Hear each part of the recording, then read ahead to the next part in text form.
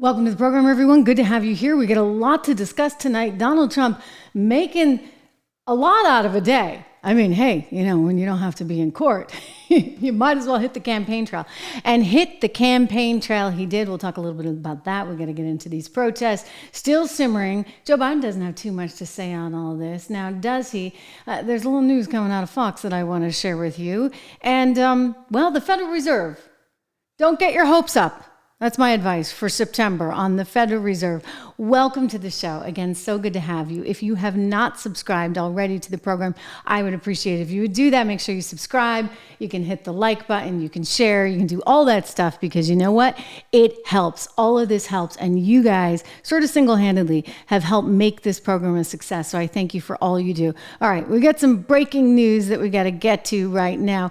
Again, concerning some news out of Fox. None of it actually surprises me. Let me just say that, because we're learning that Fox is exactly perhaps what you already anticipated and you already thought, and that's that they're a big corporate entity that is quite fearful these days of getting sued. I mean, getting sued because, let's face it, they've been sued quite aggressively, quite badly, to the tune of nearly $1 billion. I mean, just amazing, right? The $800 million lawsuit from Dominion. And so when the White House comes knocking on your door and starts threatening a lawsuit because of some of the programming that you have on TV, well, they start to get a little bit nervous because how much more can they handle?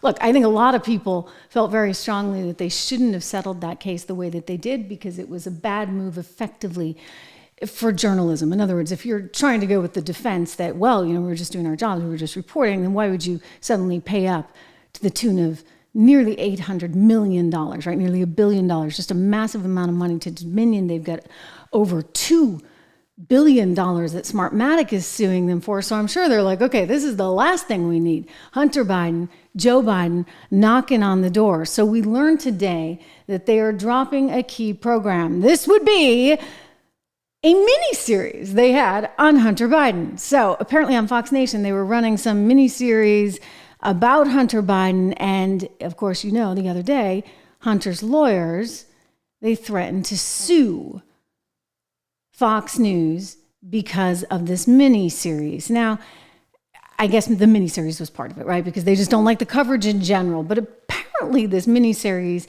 involves some pictures of Hunter that were taken from his computer. That computer that was just, nothing to see here. Remember that whole ordeal? The reason why the New York Post got its account shut down by Twitter? Perhaps one of the reasons why Elon wound up buying Twitter? Yeah, that laptop. So that laptop had some rather risque pictures on it, shall we say. We'll go with that. Things that you just can't unsee. All right? Like, I don't want to see them. Thank you very much. But apparently Fox Nation felt it was important to put it in this documentary or this mini-series that they had. And so they had all that stuff in there. The lawyers for Hunter decided to play hardball. And this was sending a direct message to Fox. So what did Fox do? It canceled the series. It pulled the plug on the whole series, which is really interesting because, as I recall, didn't Tucker Carlson have a whole bunch of footage on January 6th? And he was like running with that. And then all of a sudden he wasn't. And then all of a sudden he was gone. Wonder how that works. Anyway, this removal of this particular series, a six-parter, by the way, six-part series, so they were all in on this thing, is rather significant. According to the spokesperson, though, from Fox News, apparently you shouldn't read too much into this. This was just sort of business as usual because they wanted to take their necessary precautions. Let me just remind you, if you're a journalist organization, business as usual, pulling a mini-series because the White House tells you to, that's not really just taking precautions, right, to be fair. But let me read the statement. This program was produced in and has been available since 2022, so nearly 2 years. We are reviewing the concerns that have been raised and out of abundance of caution in the interim have taken it down.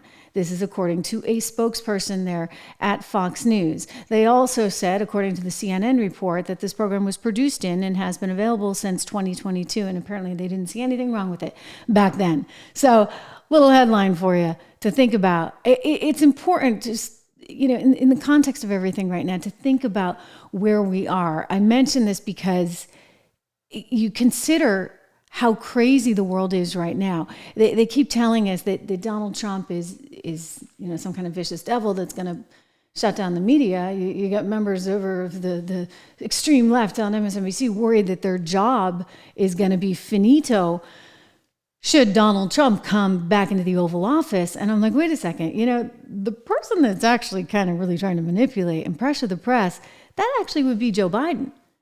I mean, you had all kinds of animosity out there. Think about it. I mean, Jim Acosta, every single day, those press conferences that we had to sit through, right? Those were something. The absurd sort of rude quality to him that was directed at the president, that was out in abundance for you to see. And yes, he took aim back at them. I mean, it was really quite something to see, remember? I mean, who could forget? But I think that knowing that that was out there, I mean, you got to think about if you really have freedom of the press, it's not great, right? And the president is picking on you and you're in the back row with your camera. That said, you were in the room with your camera. The difference now is that you have people going behind the scenes, and sometimes they go out really publicly when they're not getting their way. Believe me, most of it happens behind the scenes, where they say, oh, we want this, that, or the other. And so they're trying to influence the story, they're trying to influence the situation, and they're doing so in a way that the public actually really doesn't see. And to me, that's more problematic. That's more dangerous. And that's exactly what we have going on. So I regret to inform you that Fox is what you thought they were. And I say this with no ill will towards them.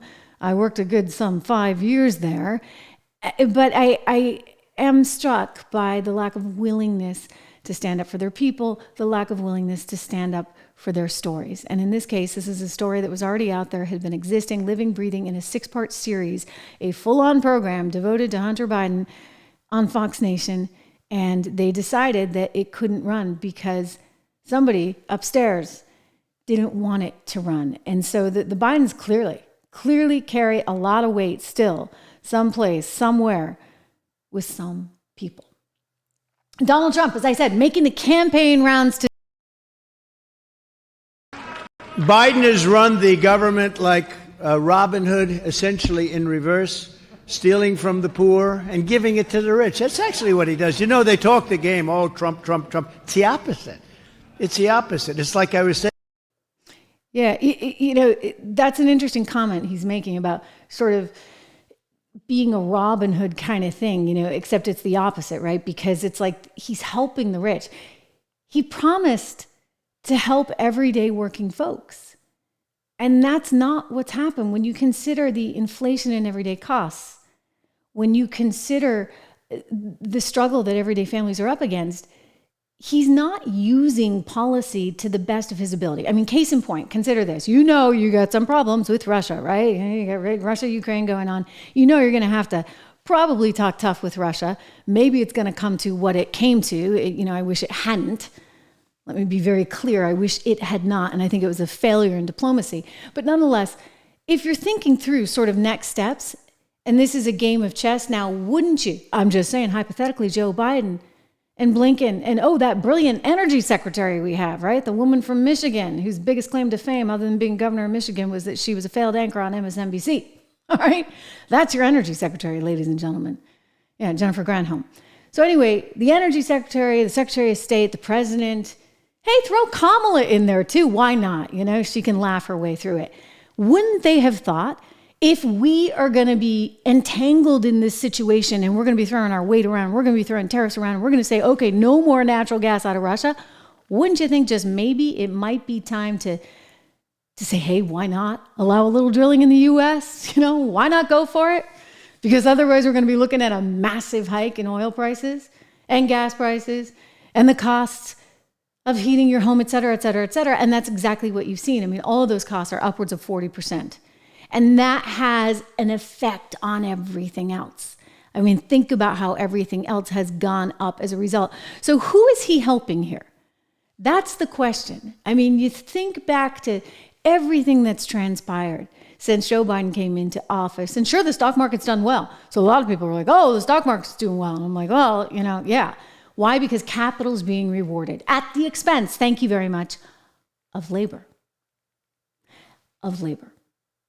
So everyday Americans barely getting by, not seeing enough of an increase in their wages, they're struggling. and yet the stock market's still doing well. Think about that. I mean, we want the stock market to do well. Can I give a plug for 76 Research here? Let me do that. We definitely want the stock market to do well. Let me be very, very clear about that. We love the stock market. Rob and I spend a lot of time analyzing stocks, and I would encourage you to go and look at our site, 76 Research. Again, 76research.com. We have some phenomenal picks on there, and I think it's really, really worth your time and also worth your money. Okay, one more time on this because I'm going to leave it up and I'm going to see if I can pause it for you. 76research.com. Go there, 76report.com. The reason it's worth your time and it's worth your money is because you want to be invested for the future. And so even there's this chaos going on, even though I know it's hard, right? Like, and you're like, well, I don't have an extra $100 to put into the market each week, or maybe even each month, let alone each week. But it's important that you do, because over time, this stuff really does add up and it matters. And I just want to give us a little plug for our newsletter, because one of the first stocks that we recommended you guys buy, we have sort of a portfolio, maybe 30 or 40 stocks that we're watching at any given time within certain spheres and certain sectors to go into a model portfolio. Right now, there's 3 of them. And as we watch this universe of stocks, we thought there was one in particular that was really poised and an appropriate time to buy. So about 4 weeks ago or so, we did recommend it. And we get the market that's up like down probably 0.2% in that time. And guess what? Our pick is up almost 14%. Thank you very much. So I encourage you to go check it out. Just, there's a lot of information there. A lot of it's free. If you sign up for the 76 report, then it's, I think, $9.95 a month. So gosh, guys, that's like nothing, $250 a week.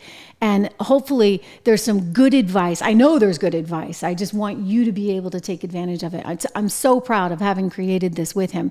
So as we are discussing, though, the reality is things are harder, much harder for everyday Americans. And this is something that's not lost on anyone, right? This is not lost on Donald Trump, who's accusing Biden of effectively playing some kind of, Robin Hood. And I think that's kind of an accurate description, because he's there looking out on behalf of the people that put him there. I say the people that put him there. I'm talking about big money, lobbyists, the big corporations, the people that want to have influence. And so while he's doing what they need, he's really not doing what you need. And so that's why you see that everyday Americans are frustrated, and they should be. Wages for median income, they have gone actually down since Biden took office. They went up. They went up the most they had ever gone up. If you look at those years right prior to March 2020, when, all HELL broke loose, they were actually at a level that we hadn't seen. We hadn't seen in some 50 years. So that was the result of really strong, really good economic policy. That stuff matters. It really does. I mean, let me get to this interview that Ben Shapiro did with RFK, who understands this as well. And he talks, I know that, he's a little bit of a lightning rod, and I obviously don't agree with him on everything, and probably most everything. But on this one particular issue, I do. I mean, he's extreme. He's calling the Federal Reserve a criminal agency. But his point is, like, back in the day, like when I was growing up, he said, you used to be able to kind of have a decent life because America's middle class was just thriving. Americans owned America. And that's changed. And that's a problem. Watch him here. The middle class after World War II became the greatest economic engine in the history of mankind. And a large part of that, of course, we had destroyed the industrial base of Europe and we owned everything. But also, we spent that money wisely in making sure every veteran got into a house. Every member of that generation basically was able to own a home. And you had this ferment of entrepreneurial energy, what Franklin Roosevelt called America's industrial genius, that was released. And, when I was in 1960, when I was a kid, we owned half the wealth on the face of the earth. And it wasn't owned by an oligarchy. It was owned by the American middle class. And, we've adopted a lot of policies, and particularly the way the Fed is operated, which is a criminal agency, right? It's just It's just a vacuum cleaner for Wall Street to shift wealth upward to this, to this kleptocracy, and it's a captured agency. They're all captured. Right? Wow. So it was a pretty strong statement. He went on to say similar things about the CIA, et cetera. But when you talk about the Federal Reserve, I mean, look, it's there in case of emergency. The problem is, like, every day is an emergency. So then when you actually do have the real emergency, what the heck are you going to do? I mean, 2020, great example. We had barely come off such low interest rates that all of a sudden we had to go back to them. And not only did we go back to them, we went back to them for like ever. I mean, how could the Federal Reserve have ever been surprised by any of this? This is what's just so shameful. I think Jerome Powell is no better than the crazies over at the universities who think that they're so smart and that they can manage those kids and yet are unwilling to actually do the necessary hard work. And so they left interest rates. I mean, this is actually, he says criminal agency. I mean, this is criminal to me to have left interest rates so low for so long. It was so darn obvious what was going on. This was not transitory inflation. This was real inflation. And now it's really baked into the economy. You look at the employment index, cost for employment now, that's actually gone up as well, which, I'm glad that people are making a little bit more money. But what that tells you is it is now embedded, ladies and gentlemen. It's embedded. And so they can sit there and say that they're wishing for 2%, 2.5%. I don't think they're getting it anytime soon. That they want to cut. They want to do it. It just kills them that they couldn't do it this time around. And so they're hoping that they can do it in September. But I don't know how you're going to get there. I really don't, given where inflation is. And so when you consider everything that's going on in this world right now, and you consider debt loads that, frankly, where's the Tea Party? Like, we can't handle this, all right? We just can't handle it. And then you think about the tippy top of America where they're still doing fine. So what does it mean for you? I mean, you got to be thoughtful. You got to be thoughtful about your future. It's one of the reasons why I like gold. It's one of the reasons why actually, and we write about gold a lot, because we think that gold is really one of those places where you can actually have a store of value. I mean, you've certainly been able to have it for what? Thousands and thousands of years. It's been like the one predictable place that you can be. So as I look at the investing landscape right now, this is something that I consider to be a vital part of any well-diversified portfolio. And I'm really happy, very happy to tell you about a new company that I have partnered up with, because I want you to have these opportunities. It's called American Hartfold Gold. Now, they're just fantastic. I mean, they have a 5-star rating, thousands of reviews. You can go check them out online, but don't do that before I give you all the information you need, because this includes like $15,000 worth of free silver if you use my name. So use my name. You're in the know. Anyway, 5-star rating from thousands of reviews, A+ from the Better Business Bureau, American Hartfold Gold. I'm happy to have them on board. They support the content that I'm bringing you here every day. And that's so important right now. It's just so important. So we love them for that. I want to give you their number. You can text them if you want to get the 15,000 in silver. Text Trish to 65532. Again, Trish to 65532. You can call them at 1-844-495-1115. Again, these are the great guys. I mean, I met them all. The CEO is actually going to be on the show coming up, so I'm looking forward to having him. And they understand how vital something like this is for your portfolio, as you know I do. So go check them out. You can go to the link that I'm going to provide you in the description. It's probably already there.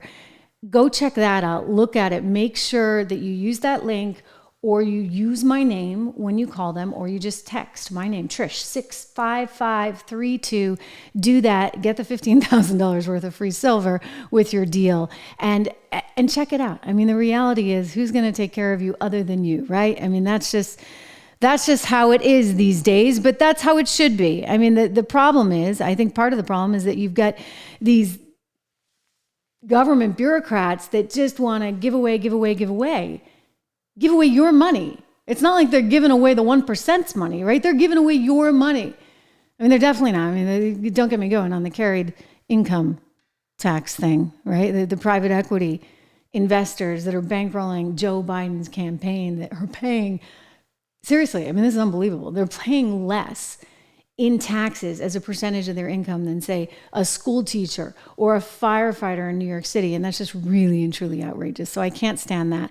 But that's what happens, right? Because they've got a group lobbying for them. And when you've got a group telling Joe what to do, apparently Joe does it. I mean, apparently a lot of groups, that's how I started the show, also do what Joe tells them to do. You know, those in the media, shall we say, including this woman, who I know you just love. I know you love this woman, so I'm going to have to show you. Whoopi Goldberg. I know, like, every day I'm like, oh my gosh, this woman, like, she's gone too extreme. She's really out there. Well, this time she actually admits it herself. She's enraged. She's angry. She's furious.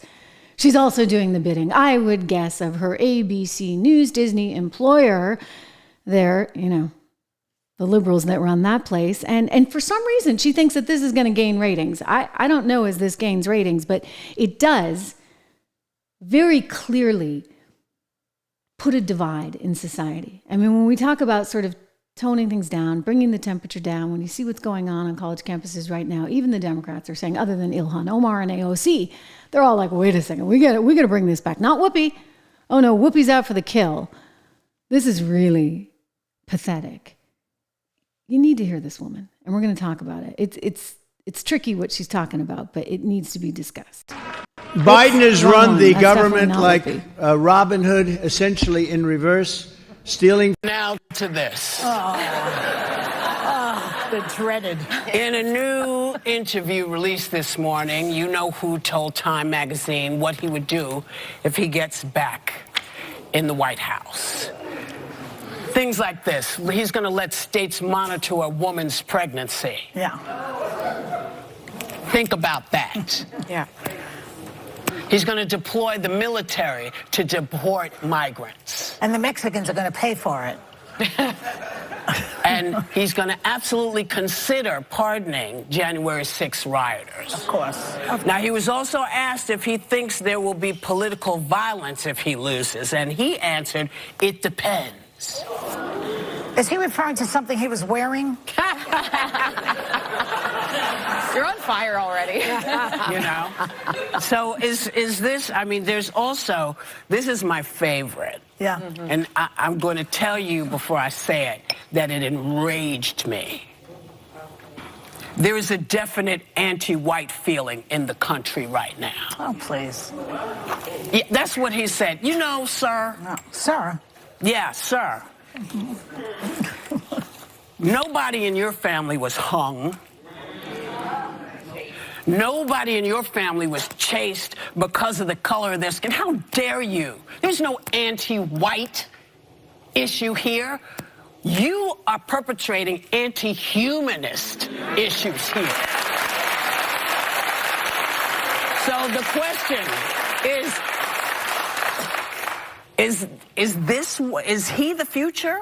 Is he the future? Well, I gotta ask. Yeah. You know, that's the gig. They pay me. So I read this big time interview this morning, and it's Trump in his own words saying these scary things. But I wasn't as taken aback as I should be, because for the last 4 years, myself, others who spoke out against him have been saying literally line by line what he's saying in his own words in this piece. And it is devastating to me that that is not resonating with Republicans, a party I've been a member of my whole life, that they're just not believing it. The other day, Bill Barr, the former attorney general, was asked about something I had stated where Trump said that somebody should be executed because they leaked a bad story about him. And he basically was like, I don't recall that, but on other occasions he said stuff like that, but we shouldn't take him literally. No, the things he says we should take literally, and I've said this 1,000 times, there won't be guardrails next time. There won't be Mark Esper, there won't be John Kelly, there won't be Jim Mattis. He says he's going to only hire loyalists and people who say that the last election is stolen. So he's admitting he's going to staff a White House and the entire federal government with either liars or lunatics. It is very scary, and I just want to underscore, because I want Trump to lose, he and Joe Biden are neck and neck. It is very real that in 7 months we will wake up to President-elect Donald Trump, and that should be scary for every American. It is scary. I love how they're just trying to scare you to death, right? Like, you're supposed to be scared into doing what they want you to do, despite the fact that, you know, you don't have as much money. You're worried about safety in your community. You're worried about the, 8 million people that have come into this country illegally since Joe Biden came into office. I mean, this is wild. I mean, just take, for example, consider the Chinese migrants alone, okay? So the numbers a year ago were around 600 and change. Now we're looking at nearly 40,000. And these are just the people that they found, right? So it's a little concerning. But no, you're not supposed to be scared of Biden and the reality that he's delivered for you. You are supposed to be scared of Trump. And Whoopi, with her enraged comments, is doing nothing but taking us back to a time that we shouldn't be in, because America is not the country that she wants to try and somehow insist it is. I mean, how much more can this go on, right? You're just going to have us say, we're sorry forever. By the way, my ancestors had nothing to do with it. Your ancestors had, but she wants to go down that path. You see, look, I'm not saying that America's perfect. I'm not saying that there are not pockets of this country that are still racist. I'm not saying that, she hasn't run into that and members of her family haven't run into that. I'm not saying that. But what I am saying is we ought to be able to get to a better place in America. Because last I checked, we did elect, Barack Obama twice. We got a vice president who is also a minority and a woman. Like, look, it's so yesterday to be talking that, but you know why she does it? Ladies and gentlemen, she does it because it is politically expedient. Because the more you can divide, the more you can conquer, right? There's something to that expression, divide and conquer. And that's exactly what she's about. It's what these kids are up against. Some of the scenes from Columbia University, I was here with so many of you last night as all of this was unfolding in real time. Unbelievable.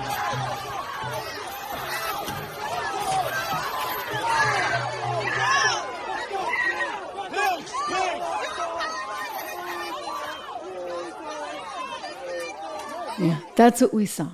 That's what we saw. And these are kids that we're learning have been highly manipulated because as they found some 300 of those arrests, so many of those people that were arrested actually were not students at Columbia University. They were not students, and so they were outside agitators, many of whom apparently are on the George Soros payroll. We found out he gave some $300,000 to one of the organizations that was helping to set all this stuff up. In other words, a lot of these people are paid professional agitators. But I got to say this about the kids. My gosh, you're pretty darn stupid if you sign up for that. Because what did we see? Oh, we saw them getting arrested. Watch here. Yeah.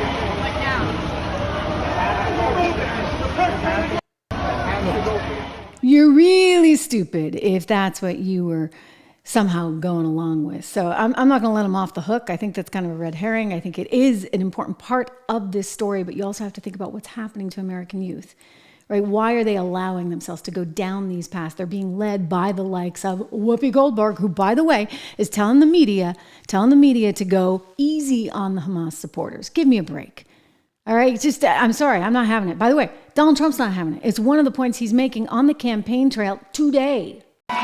The radical extremists and far-left agitators are terrorizing college campuses, as you possibly noticed, and Biden's nowhere to be found. He hasn't said anything. Nowhere to be found. They made this criticism of Trump when there were sometimes some really challenging moments. And then sometimes he didn't say exactly what they wanted him to say. And so they came down on him pretty hard. So Biden's just like, okay, I'm not going to say anything, right? He said something like a few weeks ago. And then that was that. Because guess what? He's failing with American youth. He knows that. And it might actually cost him the election. So he's running scared. And when his press person, who, by the way, apparently no one at the White House wants, I told you that story the other day, it got leaked, that they've been trying to oust her since last fall, Karine Jean-Pierre, because she just lives in that binder and doesn't have anything intelligent to say like ever, she got kind of put on the spot here with this one. She short-circuited a little bit as she got questioned by one of the reporters asking about, why hasn't he spoken on this issue? I want you to listen. I understand that President Biden historically has spoken very forcefully about anti-Semitism. But this week, he's not. He's MIA. Is he that worried about losing the youth vote with these protesters? I'm going to be mindful. You're talking about youth vote. You're talking about 2024. Support of young people. I have to say what I have to say, and just give me a second. So I'm not going to speak about somebody's doorbell. Is that a doorbell? Alarm. An alarm. Okay. All right. And I'll speak more broadly. I can't speak to youth and support and voters. That's not something I can do from here. The president has taken a lot of policy actions here that he knows that young people care about. Yeah. Okay. What was that? What was that? I'm sorry, KJP, you really ought to take the gig at, what was it? They offered her something. They offered her something. Maybe go back to Fox, right? That's where I know her from, because she actually was a Fox News contributor at one point. And, we try to have all sides. And unfortunately, she could never defend hers. She just couldn't. Anyway, KJP, again, not being able to defend Biden so well and not really knowing what to say. But here's the reality, ladies and gentlemen. He's in bad shape. I mean, you don't have a president with the set of circumstances going on right now, walking into an election and winning in 2024. And this is what every poll is showing you. He's performing worse than like any president has in 70 years. I mean, nobody's had numbers quite like this. That's how bad he is. So yeah, I think there's a good chance, a very good chance that Donald Trump wins this thing, and this will be really quite something to see. But then we're going to have to deal with all the crazies freaking out when Donald Trump goes back in. I wonder what's going to happen. I really do. This is why it's so important.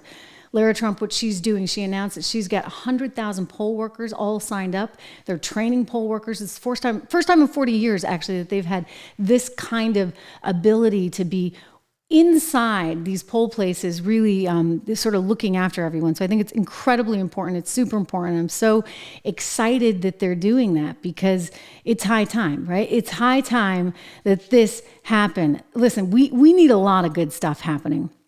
I spoke yesterday with one of my friends from AFP. I want to give these guys a shout out, because they really are doing so much to try to help us in terms of making sure that we have good policies. And in order to have good, strong policies, you know what, guys, you absolutely need the right kinds of people there in the White House, in the Senate, in Congress. And we need to be a united front. I'll just quickly, you look at what Marjorie's doing right now, and it's concerning. And I know that, people aren't necessarily happy with the money that's going to Ukraine, et cetera. But I still worry. I still worry that if we're not united enough, right, and we're not united around the policies that are going to make us better, and we're not united enough around Donald Trump, then we're going to have all kinds of problems. They're going to come, believe me. I mean, Steve Bannon was talking about some of this, and, I know he's no fan of Johnson, but he's saying, you can't take any of this for granted right now. And I think that's the absolute truth. You cannot take this election for granted in any way, shape, or form, because even though the polls are suggesting a win from Trump, these margins of errors are still very, very thin. So I love what they're doing over at AFP. You can check them out at americansforprosperity.org, or you can go to prosperityispossible.com. Prosperityispossible.com, because this is a team that knows what kinds of things actually work. This isn't rocket science. This is free market capitalism. Free market capitalism has lifted more people out of poverty and more countries out of poverty than anything else. So we need more of that. And we need less of the insanity, and we need less of the cronyism that this administration has left us with. Think of that, right? Remember, I played this earlier for you, but Donald Trump making a really good point, because this is cronyism at its finest. You're right. No sound.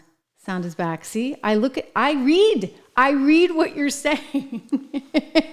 I rely on you, especially when Drew is not here, ladies and gentlemen, to let me know what's going on, especially from a production standpoint. That's really important. I caught one of those comments just now. So listen, we've got so much going on. It's critical. It's critical that you like, you subscribe, you do all of that stuff right now. I think my microphone's working again. Good. Because it's, yep, thank you. Thank you guys. See, this is how you know I am reading all of your comments. And you know what else I see? I see so many people that are team members. So thank you. Hello, Hilroy. Great to have you. Don, thank you for the audio. I hope it wasn't too long. How long was it? No, it actually, Don, it's not Drew's fault. It's because Drew's off. This is what happens. When Drew's off, all hell breaks loose. So I'm going to be relying on you all. Thursday and Friday, okay? You got to let me know. I promise you, I'm looking at my messages and you just tell me what's up. Thanks for being here. All right, have a terrific night. Gosh, we have almost 7,000 people watching right now. This is amazing. And we have surpassed, Don, you'll be very happy. We have surpassed 1,000 likes. So awesome, awesome stuff. Thank you for your time. Make sure you subscribe, do all that good stuff, and we will talk again tomorrow.